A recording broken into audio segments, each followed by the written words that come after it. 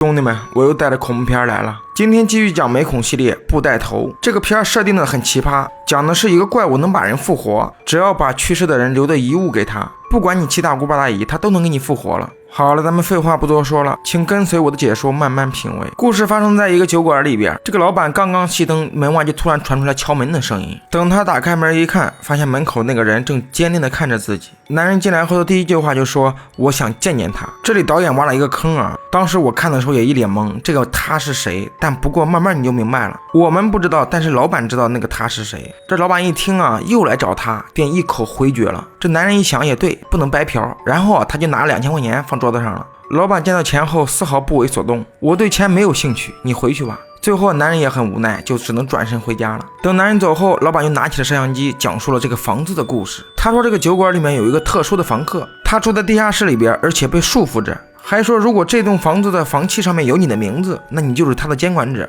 你的唯一任务就是让这个特殊的房客隔绝外界的一切消息，不能让他出去。他录像的原因啊，就是为了警告下一任房主，这些话也是对下一任房主所说的话。还说如果你看到这段录像了，那就说明我失败了，因为他今晚要把这个特殊的房客给烧死。随后老板就找到了汽油，他把这些汽油淋满了整个地下室。可是他刚打开火机，那个特殊的房客就突然出现了，他下意识的把打火机扔在了地上，熊熊大火瞬间充满了整个地下室。但是那个特殊的房客并没有死亡，反而这个老板却浑身燃着大火走了出来，最后躺在地板上被活活烧死。另一边啊，小美和闺蜜正在偷偷翻一个房子，这个房子原来是小美租的，但因为没钱交房租，她就被房东赶了出来。今天偷偷翻出来的原因就是为了把自己的东西收拾走。小美的父亲就是那个酒店的老板，但是俩人因为一些事已经很久没有联系了。她的专业是学画画的，她闺蜜的专业就是一个律师。俩人正在回去的路上的时候，小美突然接到了一个电话，那头把她父亲死亡的消息告诉了她。小美一听啊，现在穷的叮当响，还是回去看看吧。闺蜜也知道她没钱，所以给她订了个机票。等她回到家后，已经到了第二天早上。她先是去看了一下父亲的尸体，可刚看到那双烧焦的手，她的脑子里瞬间浮现出父亲死亡的场景。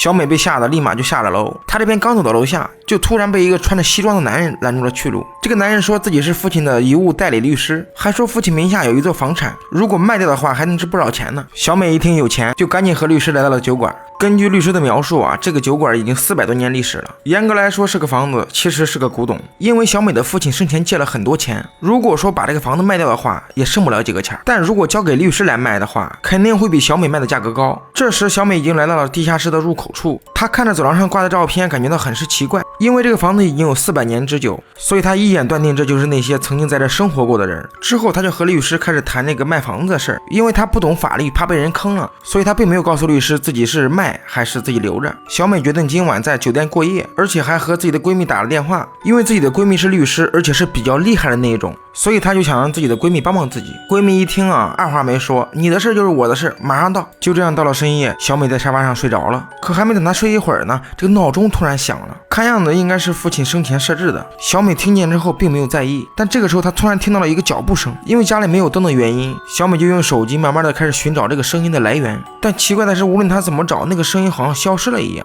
随后她又来到了地下室门口的走廊处，可是打开灯之后却还是什么都没有。小美就以为啊，那个人是不是藏在地下室里边了。她刚想打开门，却发现这个门怎么打都打不开，没有钥匙。小美还好奇地听了听里面的动静，等确认里边没人之后，她才松了一口气儿。可这个时候，她突然感觉到身后走过去一个人影，她的心也再一次悬了起来。就在她拿着灯寻找的时候，她突然照到了一个男的，而这个男的就是那一天找她父亲的那个人。小美一看，大半夜来我家里边想干嘛？男人害怕小美以为自己是坏人，就说自己是尼尔，还说小美应该就是这栋房子的新房主吧。还没等小美回答呢，他就又拿了2000块钱，说了一句我想看看他。因为小美根本不知道地下室的事儿，他就问尼尔为什么给他钱。尼尔就说啊，为了见那个地下室的女人，他想再见一次妻子。小美一听啊，你在逗我吗？你是不是在给我开玩笑啊？尼尔一听啊，行，是钱不够是吧？那我再给你2000，只要让我看到我妻子一面，多少钱都无所谓。小美之前还要因为房租的事被赶了出来，这一次她看到那么多钱，她瞬间心动了。她说自己现在没有钥匙，等明天再来吧。说完之后就把钱揣进了自己兜里边。男人一听啊，高兴坏了，就急忙对着小美说谢谢，说了好几遍。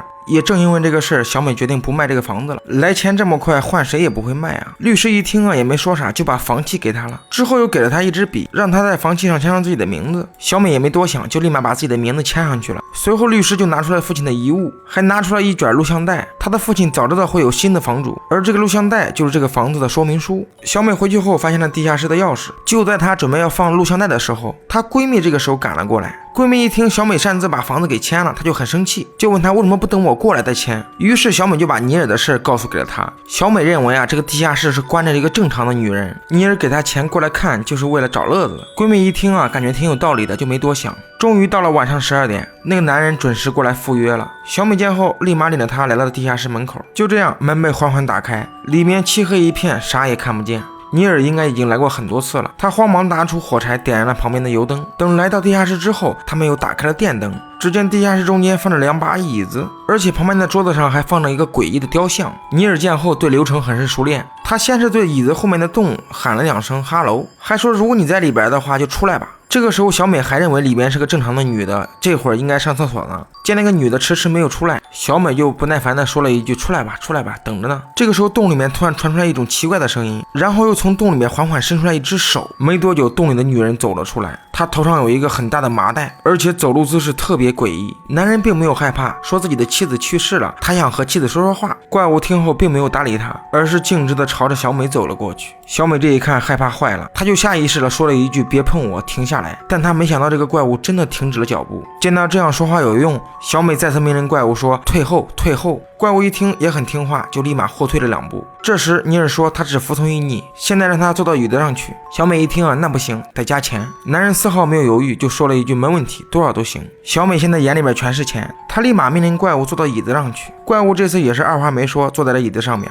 随后尼尔给了怪物一个戒指，这个戒指是他妻子生前的遗物。怪物看到戒指之后就立马掀起头罩，然后直接把戒指吃了进去。没过一会儿，怪物开始浑身颤抖。尼尔这一看坏了，最重要的一步忘了，就是把他手要捆起来。等他做完这一切之后，怪物再次颤抖了起来，这一次还伴随着强烈的咆哮声。大概过了几秒钟，这个怪物的手就像变了一个人似的。尼尔这一看高兴坏了，他本以为是妻子回来了，但把头罩一打开，却发现这个女人并不是妻子，而是自己的母亲。正常人看到母亲一般都会高兴，但尼尔不一样，他非常不想看到母亲。他的母亲死于20年前，死因的话是头朝下泡在了浴缸里淹死的。因为从小没有母亲，尼尔就一直认为他母亲的死就是怪他。他刚想问清楚母亲到底为什么要自杀，母亲听后啊并没有解释，可能是想到了很多委屈就哭了起来。这个时候尼尔突然发现洞口里面冒出大量的水，这一幕也是呈现了死者生前的死因。也是从这个时候开始，母亲就像变了一个人似的。而这个时候怪物已经接管了身体，他借着这个身体就开始说一些比较扎心的话，还说如果尼克想要知道原因的话，就必须要亲他一口。说完之后就把头伸了过去，这一幕很诡异啊。尼尔见后因为害怕就跑了，可再一转头人却没有了。就在他四处寻找的时候，这个母亲突然又出现了，尼克直接被扑倒了。母亲并没有亲他，而是对着他吐了很多口水。小美一看就立马喊了一声停下，然后又立马拿起麻袋直接给他重新套了回去。怪物就这样挣扎了几下，然后他又掀起麻袋从嘴里边吐出了那枚戒指。随后小美就让怪物回去，怪物也很听话啊，也没说啥就走了，而且走之前还看了一眼小美。这个时候尼克才意识到这个戒指当时是母亲的，母亲过世之后他才送给了妻子，因为这个遗物本身就是母亲的，所以才会变成母亲的样子。他恳求俩人再给他一次机会，下次一定不会出错。小美听后并没有搭理他，因为刚刚那一幕把他吓坏了。这个时候尼尔又掏出了一沓钱，还说如果见到妻子钱不是问题，他只是想和妻子真正道个别。小美一听啊，感觉这个人还不错，而且这样的话来钱也很快，他感觉自己找到了一份工作，他也没说话，就这样默认了。等尼尔走后，小美就看起了父亲留的录像带。父亲说从你签下房契的那一刻，你就是地下室怪物的监管者，其他人的话他都不会听，只会听你的。还有地下室里边那个洞，如果站在洞外边他不会伤害你，所以一定要远离那个洞口。而且还说如果你要让他变成死去的人，这个时候你只有2分钟时间，2分钟以后怪物就会接管身体。如果长时间不给他戴上头套，那么他就会越来越强。而且从你签上房契的那一刻，怪物的诅咒也随之而来。你一旦离开这个酒馆，就会发生各种不好的事儿，要么身边的人死亡，要么就是自己生病。你唯一的任务就是不让他和外界有联系，而且千万不能走出那个地下室。但怪物会用各种方法让你放他自由。闺蜜听完故事之后啊，就想着要走，但小美这个时候却不同意了。她认为俩人走了之后，他们还会变得和以前一样穷。现在已经知道规则了，为什么不好好利用这个机会去赚很多的 money？ 这个时候闺蜜又说了，你如果一直利用怪物的话，他就会越来越强，到到时候俩人都跑不掉。小美听后就急忙解释说，就这几天，就这几次，等把钱赚够，他们就远走高飞。闺蜜这个时候也相信她说的话了。随后小美就在地下室的台阶上写了一句禁止跨越这里，然后又命令起了怪物，让他不能跨越这个阶梯。为了以防万一，小美还给自己准备了一个项链，就是保护自己的意思。到了第二天，小美来到了尼尔家里。尼尔说他妻子死亡没多久，因为太过怀念妻子，所以他加入了一个悲伤小组。而地下室女人的故事正是他小组的人告诉他的，只需要付2000美金就能见到你想见到的人。当时尼尔太想念妻子，所以就抱着试试的态度找到了小美的父亲，也就是开头那一幕。另一边，闺蜜刚收拾完东西，这个时候墙上的一幅照片掉了下来，这可把闺蜜吓坏了。她小心翼翼地上前把照片拾了起来。她发现曾经找小美的那个律师在照片上正在和另外一个男的站在一块儿，而且闺蜜还发现照片的背面有一个人名。闺蜜拿起房契一看，这个人名果然在房契上面，没错，他就是前任房主。闺蜜好奇的上网一搜，还发现这个老板是在酒馆里边自杀的。就在闺蜜想要关电脑的时候，那个男人赫然出现了。闺蜜被吓得差点一屁股坐在地上，那个男的还对她笑，闺蜜就急了，拿起棍子就想反击。可这个时候男人却突然消失了，她也没多想，就感觉自己出现幻觉了。没过一会儿，尼尔又来了，这一次他又给了怪物一次妻子的遗物。怪物在嘶吼一声过后就晕了过去。小美也在这个时候开始2分钟倒计时。等尼尔掀开头罩之后，他发现这次妻子竟然真的回来了。激动完过后的尼尔就开始问妻子，你记不记得你最后做的一件事是啥？妻子表示她根本不记得了，她只记得当时在开车，然后这个眼睛不知道咋了就开始模糊不清。现在的妻子并不认为自己死了，她感觉自己好害怕。而这个时候2分钟已经过去了90秒，为了让妻子死得明白一些，尼尔就说，你是死于车祸，你现在已经死了。说完之后，他的表情瞬间变，这一次他直接问了一句狠的，你当时在和谁约会？妻子一听懵了，就不知道该怎么办了。而这个时候时间还剩10秒钟，尼尔听后瞬间暴怒起来，开始质问妻子那个第三者到底是谁。可还没等妻子说话，时间到了，妻子的身后也出现了他出车祸的场景。而这个时候怪物也才刚刚接管，小美刚准备把布袋套头上去，这个时候椅子突然向后平移了过去，随着一声撞车的声音，整个地下室再次变黑了起来。等灯光再次闪起的时候，小美却发现椅子上的人呢？小美转头一看，发现就在旁边背对着她。随后小美就鼓起勇气，开始缓缓走到她身边，把布袋套头上去。可还没套上呢，那个女人突然转身，小美被吓得一屁股坐在了地上。怪物看到之后立马冲了过来，并且捂住了她的嘴，但她并没有伤害小美，而是捂了一会儿过后就站起来走了。小美这个时候宣示主权，我是你的监管者，你不能伤害我。怪物这个时候不服气了，就说了一句话，我们都是囚犯。这句话说的非常有道理，虽然小美是监管者，但她一辈子都不能离开这个房子，就和怪物一样，一辈子只能住在洞里边。等他们出来过后，小美和闺蜜很是生气，因为尼尔根本不是来道别的，而是想查清楚这个绿帽子是谁给戴的。最后尼尔就离开了这里，小美则是一个人在酒馆里喝酒。就在她怀念父亲的时候，镜子里却出现了父亲的影子。小美见后并没有害怕，而是用眼神死死盯着父亲。没过一会儿，她就看到了父亲生前烧怪物的全部过程。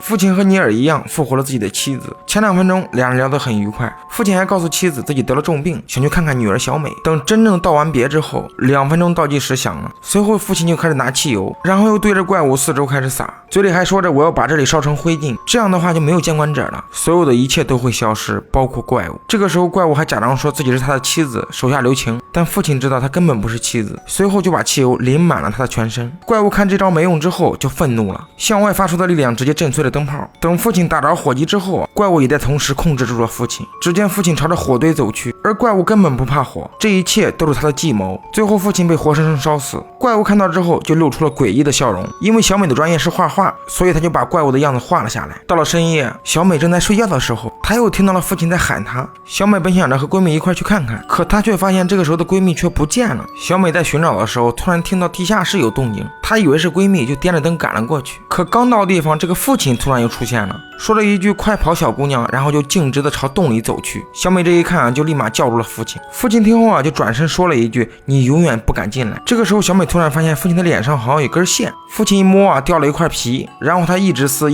把皮都撕掉了。这一块太恶心了，我就打码了啊。最后撕的就剩下了一块布袋头。小美一看就气坏了，就立马掐住他的脖子，质问怪物把我父亲怎么了。可还没掐一会儿呢，自己却上不来气儿了。小美急忙掀开布袋，发现此时的怪物已经变成了自己。没一会儿，小美就从噩梦中醒来，让她喘不上气的原因就是那根项链。随后小美就开始寻找剪子，可能是太过慌乱了，那个剪子掉在了地上。就在小美快要被勒死的时候，闺蜜听到声音之后就赶了过来，然后捡起地上的剪刀给她剪断了。经历过这个事之后啊，小美就决定把房子卖了。可她刚来到这个律师的办公室，却发现这个办公室已经不在了，就像是从来没有存在过一样。回到家之后，闺蜜就给小美看了那天发现的照片。闺蜜认为这个律师是故意让她签名的，签完之后自己再跑路，于是她就劝小美和自己离开这里。小美听后并没有同意，她感觉有钱的生活是真好，而且她并不想回到以前普通的生活。闺蜜一听啊，劝不动，就决定自己开车离开吧。可是还没走呢，她看着照片后面那个名字，就想着去她住的地方看看吧。等她到了之后，发现这里面已经荒无人烟了，看样子已经荒废了很多年了。但这一次并不是一无所获，她在墙上发现了很多照片，因为是监视者，所以不能出去。这个男的生前就开始一直寻找出去的办法。闺蜜一看觉得很有用，就拿着箱子把这些带走了。另一边，小美来到地下室，她把父亲的遗物给了怪物。等怪物吃下过后，小美也开始了2分钟倒计时。父亲复活之后，就问小美怎么找到这个地方的。她明明记得自己把这里已经烧毁了。这个时候，小美问父亲，那个女人到底是谁？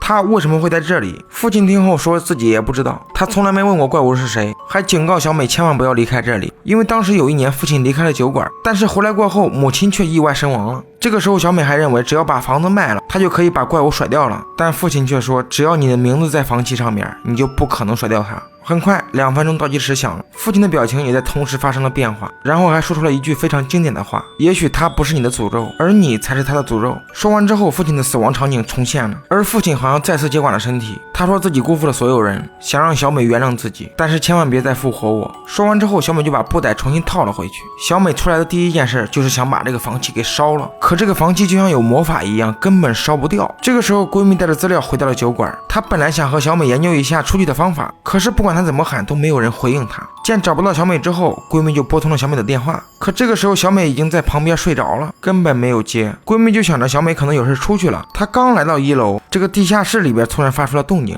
她本以为是小美在里边，就走了进去。可进去之后，不但没有发现小美，就连灯的开关也坏了。这个时候，闺蜜突然发现地上有个手表，她刚想捡起来，这个时候怪物出现在了身后。怪物并没有伤害闺蜜，而是捡了一块前任房主的碎报纸塞进了嘴里。闺蜜见后刚想逃跑，这个时候身后突然传出来一个男人的声音。等她向后看去，发现正是那个前任房主。闺蜜见后就问他能不能帮忙找一下那个律师，这样的话她和小美就能摆脱那个怪物了。前任房主一听啊，就说你摆脱不了的，这个事儿和那个律师一点关系都没有。原来啊，就在400年前，一个名叫兄弟会的家族发现了一个能召唤死人的女人。这个家族的人一看要发财了，就开始利用这个女人，但是女人根本不同意，就没有帮助他们。最后这个女人被家族里的人活活烧死了，但是女人并没有真正的死去，没过多久她就复活了过来。她复活过后的第一件事就是报复这个家族，各种传染病开始传播，庄稼也开始慢慢枯萎，瘟疫就这样在人群中逃窜。为了阻止这个女人，家族里的人就办了一个黑暗仪式，他们把女人囚禁在了地下的墓穴里。大概过了几百年，这个家族的后代再次利用了女人，但是越利用这个女人，这个女人就越强大。最后家族里的人病的病，伤的伤，只剩下了一个监管者，只要签下房契就会继承这个诅咒，但也要同时监视他，不能让他出去。他一旦出门，灾难也会随之而来。这个时候2分钟倒计时已经结束了，前任房主缓缓地朝闺蜜走来。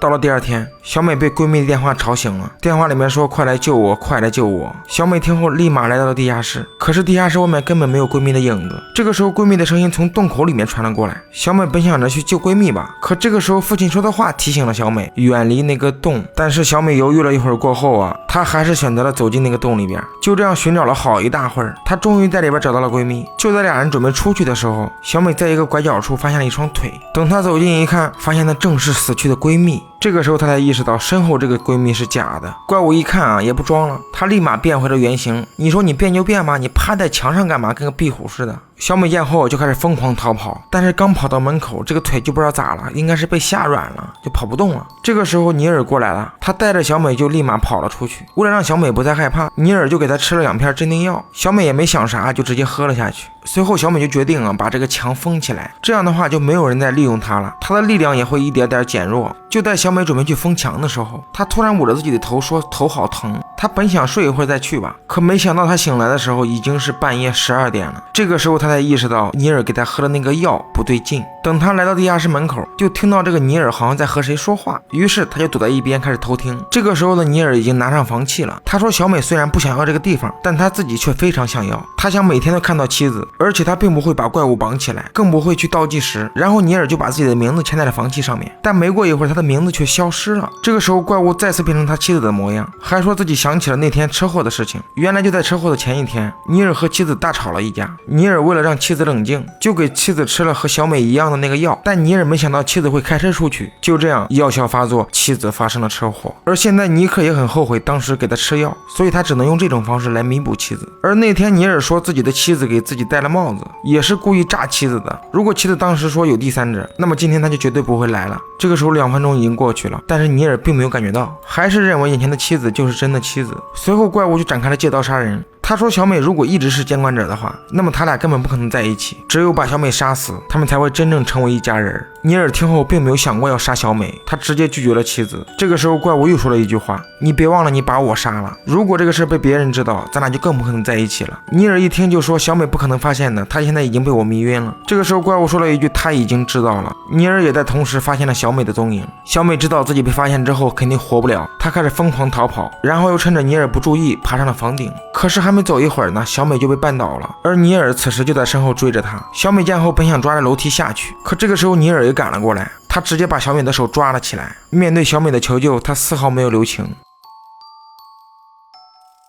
随后尼尔就把小美的尸体抱进了地下室，而现在只需要把小美复活，然后让小美亲手把自己的名字加上去，这样的话尼尔就能成为怪物的监视者。随后怪物吞下小美的手机，看到这一幕我觉得真是万物皆可吞。没一会儿小美复活了，她的第一眼就看到了自己的尸体，并且已经意识到自己已经死亡。随后尼尔拿出房契让小美签字，而这个时候2分钟已过，怪物立马附在了小美的身上，嘴里边还说着我真应该谢谢你。这个时候尼尔才意识到自己才是那个刀，如果不是他帮怪物杀了小美，然后又将小美复活，那么怪物永远没有机会获得自由。而现在小美还是小美，但是灵魂却变成了那个怪物。很快灯光暗了下来，尼尔的周围再次响起了母亲的声音。还没等他反应过来，自己就被一种无形的力量拖走了。这个时候母亲突然出现，她抓住尼尔的手，咔啪一声嘎嘣脆。随后尼尔的妻子又走了过来，虽然嘴上说着我来帮你，但下一秒